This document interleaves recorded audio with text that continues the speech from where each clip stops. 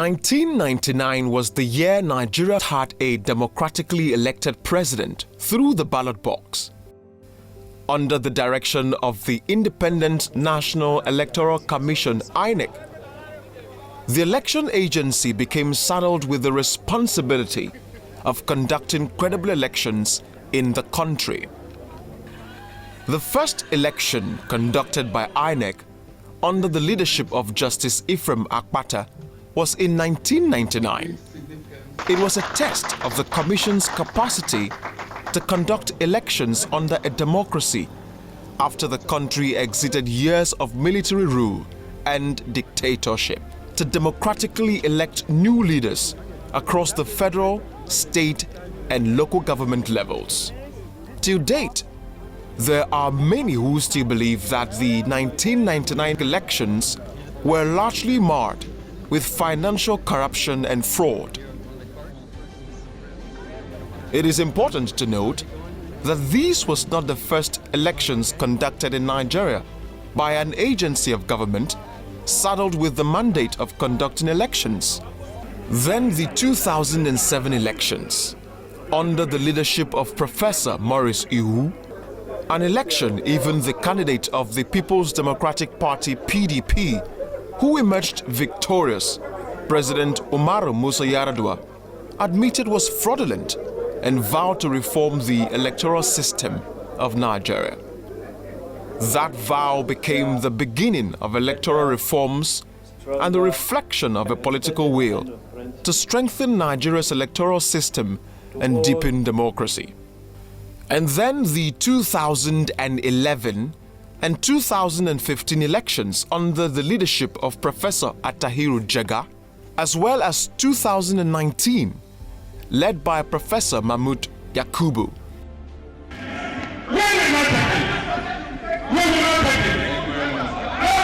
As chairman, Professor Jega came up with a lot of ideas to reform the electoral process, with the introduction of storage and transmission of results. The aim was to fully deliver free and credible elections to Nigerians.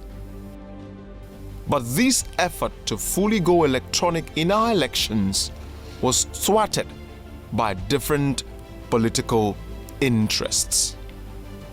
Why this became a debated issue was because a lot of groups have been advocating that the Electoral Law, Electoral Act should recognize or rather give INEC the power to electronically transmit results, just so that it is not regarded as an INEC policy, but a matter of rather a matter of law.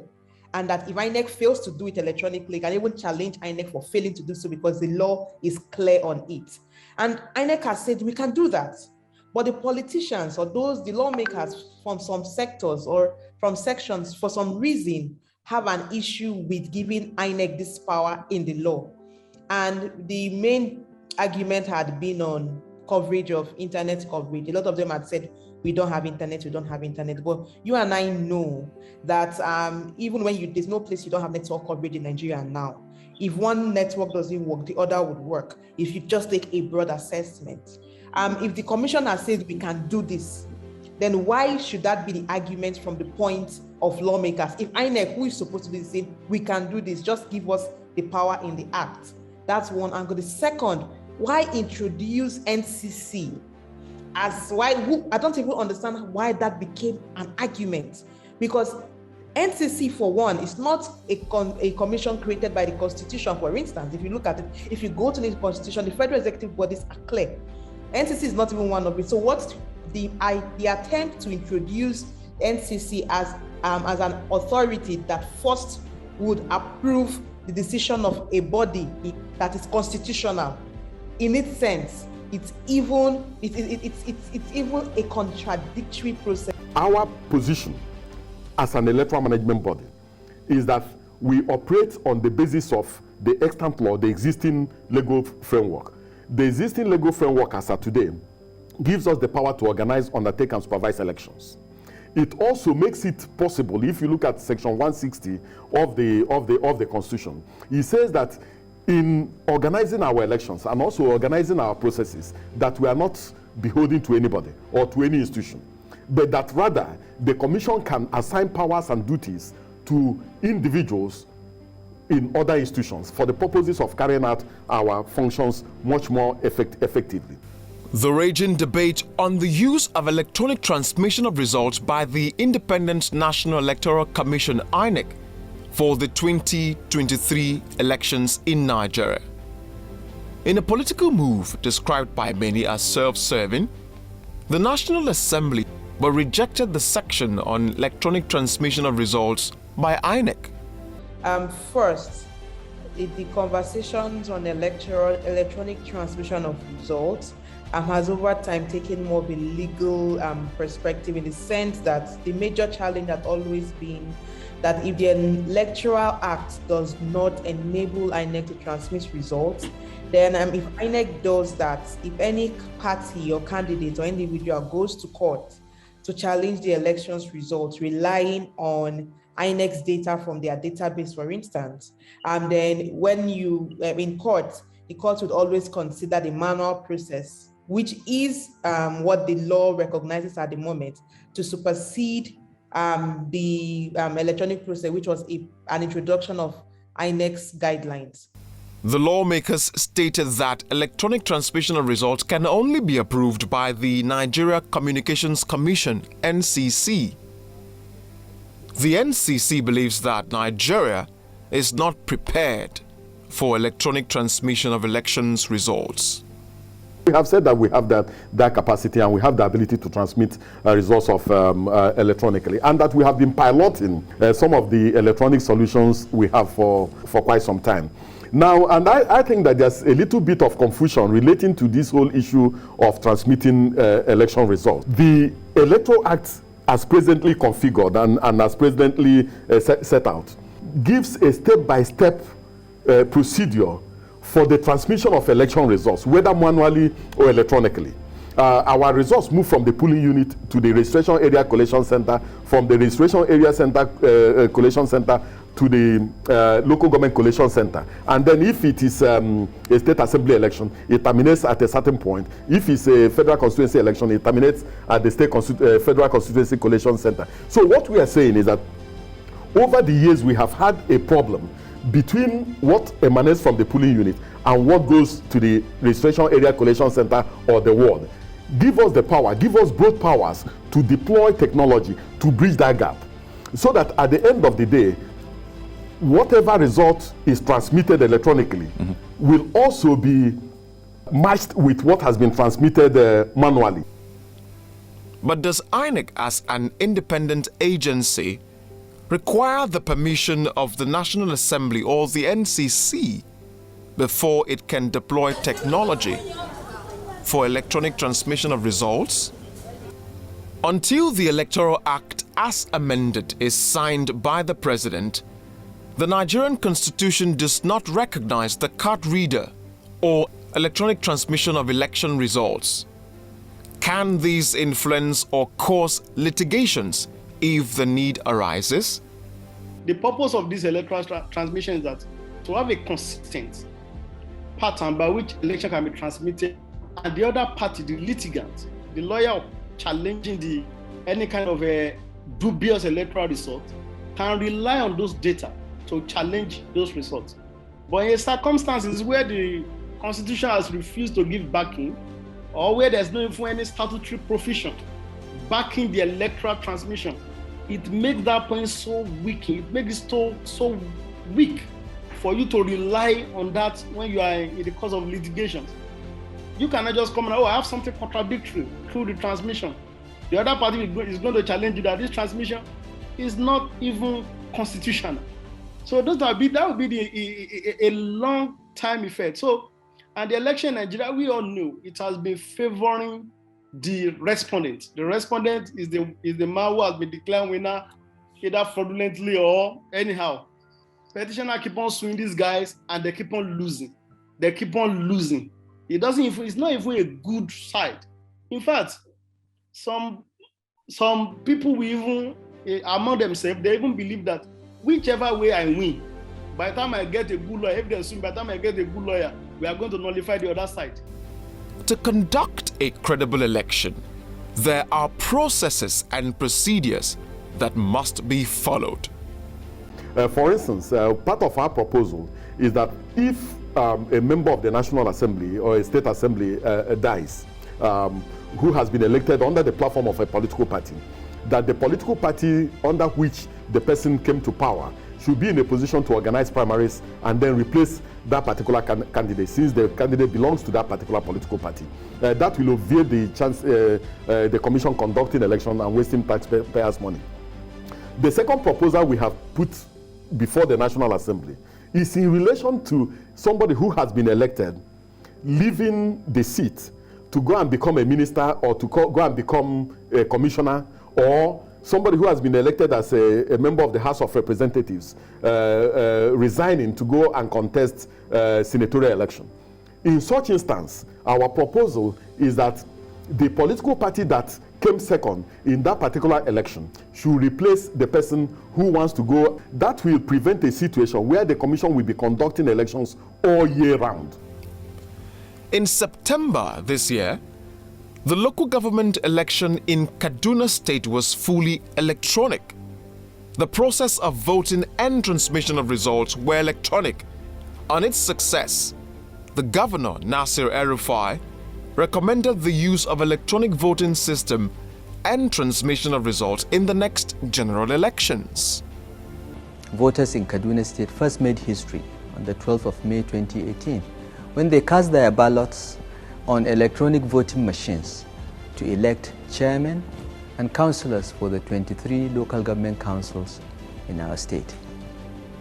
It is the participation of our people that has placed Kaduna State as the first in Nigeria to use electronic voting technology, the first subnational in Africa to do so, and has also positioned Nigeria as the only country in Africa after Namibia to use this electronic voting technology. The local government elections of 4th September 2021 further validate the Kaduna State government's decision to invest in electronic voting machines to promote electoral integrity and transparency.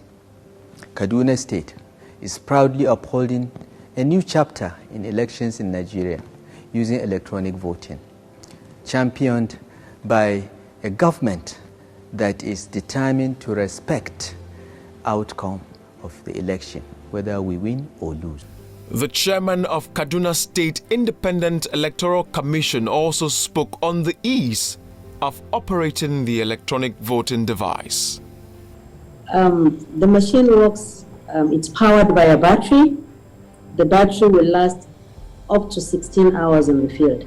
So there is no fear that battery will run down on the field. But even if it does, we have deployed generators, and our supervisory presiding officers will be able to quickly get the generator there to power it. Okay, how does the machine work? The machine works, it's a very simple machine. It responds to an authorization card that will give the voter access to the voting platform. But the platform will not open for actual voting until it sees and recognizes a permanent voter's card that belongs to the voter. When the machine sees the card and recognizes, it will then open the voting page for the voter. And we're electing chairmen and councillors. So the first page that will open will be the page for election of the chairman of the local government. Now, on that page will be displayed logos of all the political parties, of all the candidates that have registered to contest in this election. The voter is therefore next required to indicate the logo of the party that's putting up the candidate he wants to vote for by just touching the screen. When he does that, the logo will be enlarged just so that he can confirm that that is the party he actually wants to vote for.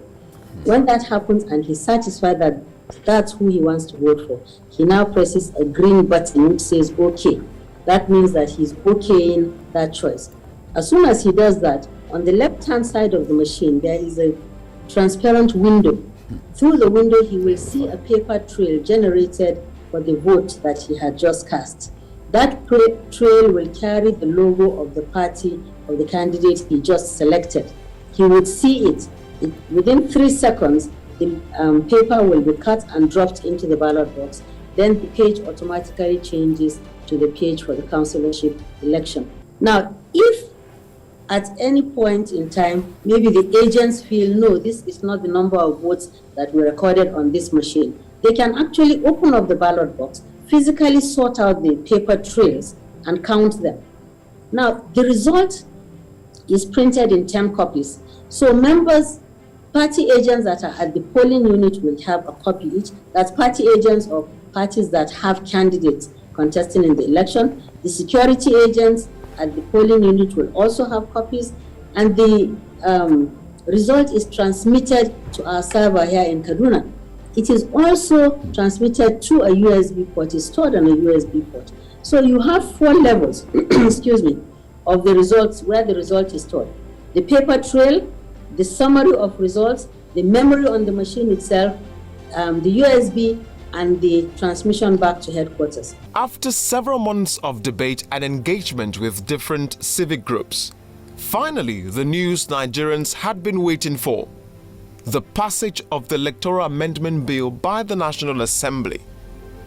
On October the 12th, the Senate bowed to pressure, giving the Independent Electoral Commission (INEC) the power to determine the mode of transmission of results. Many people suffered from the fact that in filing their pre-election cases, it became time-barred. So the point is, we need to allow this sufficient time.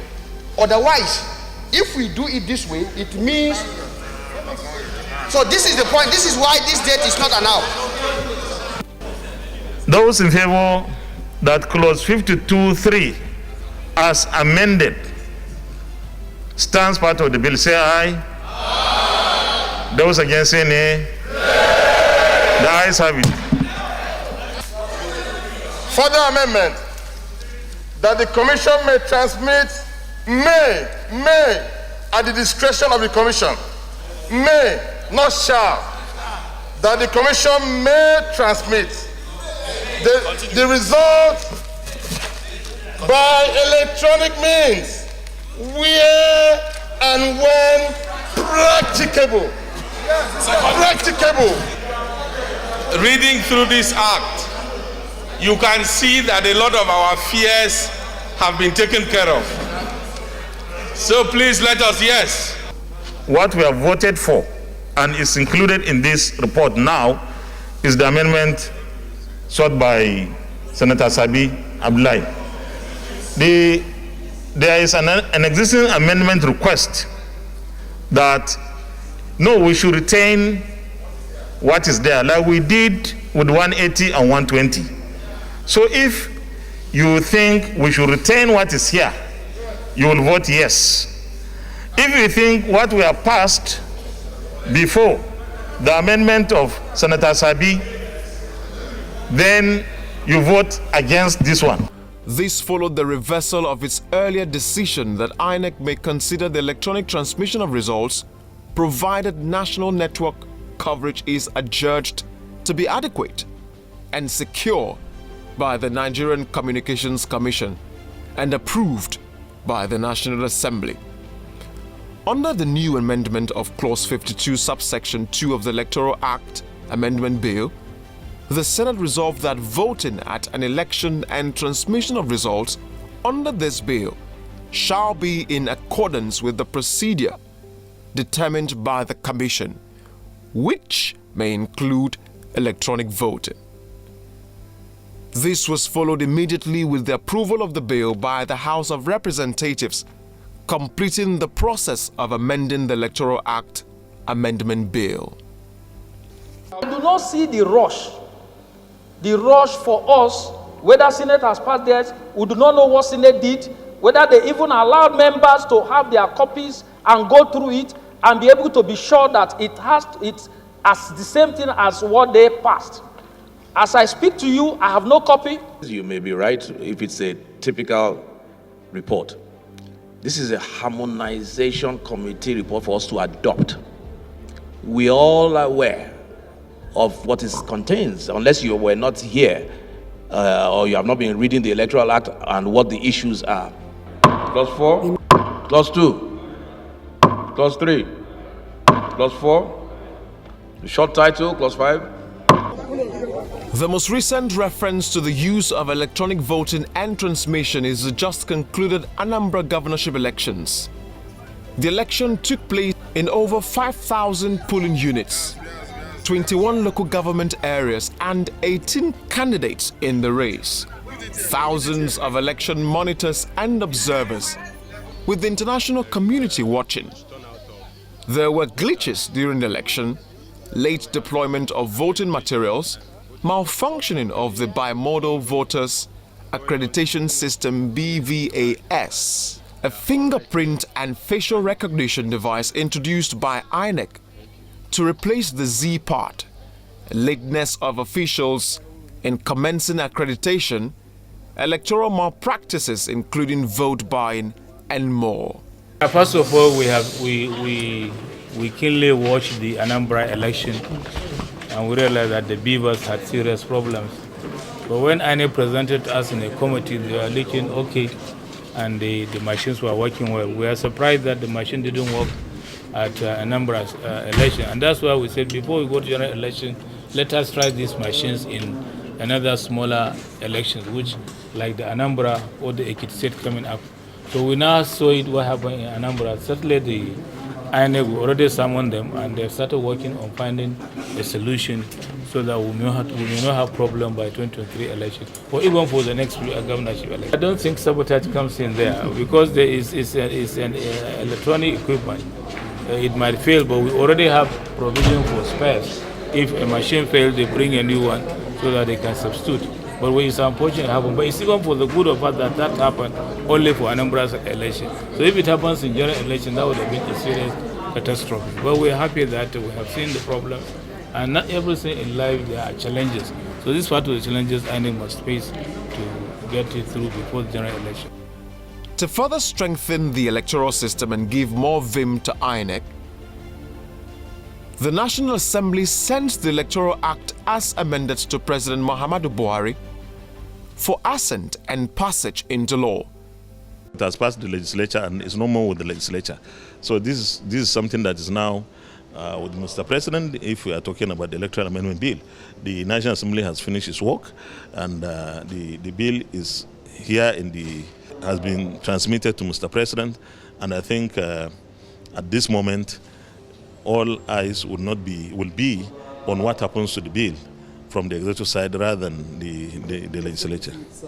This 9th National Assembly, we think deep, we think wide, we consult very broadly before we take any position. So I believe that whatever we